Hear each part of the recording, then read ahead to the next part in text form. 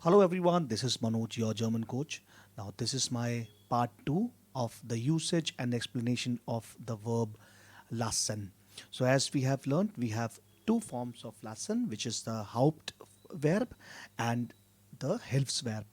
So, when we say the Hauptverb, the verb position of the verb is always going to be on second position.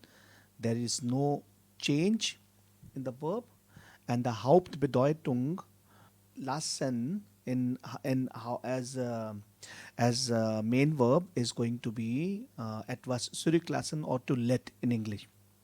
Okay, so we have two usages of the verb lassen as we have experienced in the previous session, which is the fall verb and the Hilfsverb, helping verb. Right. So we are going to see more examples about this verb. Let's start with the first sentence, which we have ich lasse dich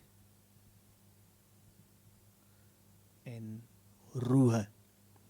Right? This is, for example, is the verb where we have the subject plus the verb lassen and the pronoun or the next part. So lassen always going to be on position number 2, and there is going to be no other verb. Okay. Let us try to understand the conjugation. Ich lasse, du lässt, sie es lässt, wir lassen, ihr lasst, and sie lassen. Right? This is how we conjugate the verb lassen. Let's try to understand more examples. In case of helping verb, what can be the possible meaning of the verb lassen? Number one, jemanden erlauben, jemandem erlauben, to permit someone. Okay, in this case, the verb going to be on position 2 plus in the end there is going to be infinitive form. Always with lassen we will always use infinitive form. It works same as our modal verbs work. There is no difference, right? Let's see. Ich lasse meinen Sohn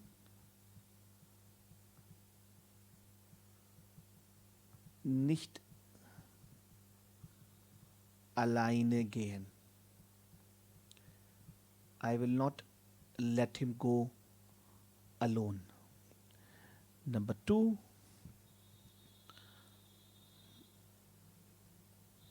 ich lasse meine Schwester Auto fahren. I will let her drive my car.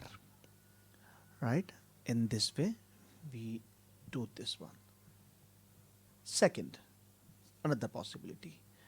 When something is possible, möglich, möglich oder unmöglich.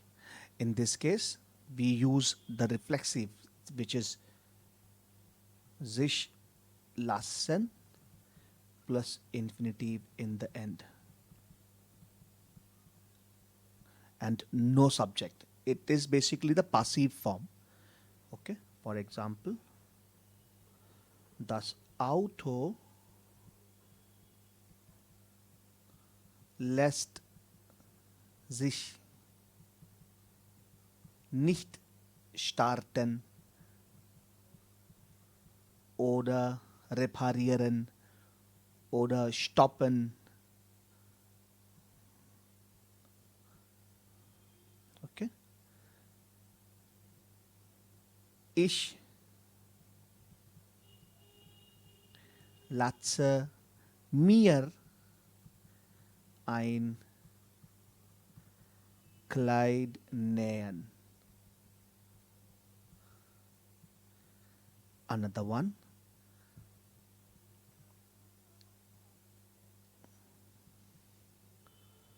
Das lässt sich ganz einfach erklären. So if we see sich lassen plus infinitive. So either we put infinitive or we do not put infinitive. If we are talking about some no giving somebody permission or allowing somebody to do something, it is always with infinitive, right? And in the Hauptverb, in the when Lassen works as Hauptverb, we do not use infinitive form. It is just the Lassen which is on the second position, right? All right. This is the present form. The same sentence structure we have in preteritum. In preteritum, the verb is lesen. You can write as this, or you can learn as this way. Lesen. Ich lies. Du liesest. Sie es liest. Wir liezen. Ihr liest. And sie lesen. Sie lesen. Right?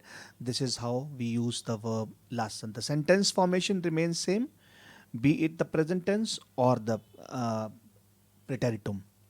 In perfect, we have a different use of lassen, which we are going to cover in our next session.